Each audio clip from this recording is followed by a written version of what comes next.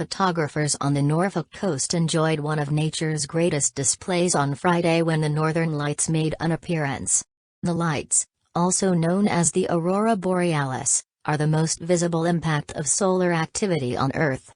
Gary Pearson, 54, has been taking pictures since he was a child and is a regular at Thornham Staith, a quayside location in North Norfolk. The vista is ever-changing, but when you get to see the northern lights pulsing over the coal barn, it's a real jump up and down moment at what is a magical place, he said. He said the Aurora had finally paid a proper visit to North Norfolk again, giving him a long overdue chance to photograph on his doorstep a spectacle people traveled to see in such locations as Iceland and Norway. The last time I photographed and saw the Aurora at Thornham Staith was in April 2016, he said. For someone like me, a photographer who spends pretty much all of their spare time photographing landscapes in search of that elusive perfect photo, it seemed like a lifetime to have to wait nearly 6 years to get a good showing again.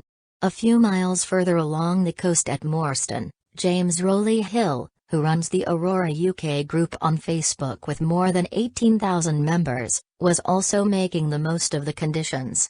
The Aurora was visible due to a large magnetic cloud that passed Earth, causing the magnetic field to hold southwards, he said. These are generated as a bit of a byproduct of solar flares from the sun, and invisible to see, very rare and cannot be predicted, either. This was combined with 2 coronal mass ejections that arrived midweek, so the Aurora has been visible in Norfolk for a few days, but not as good as last night.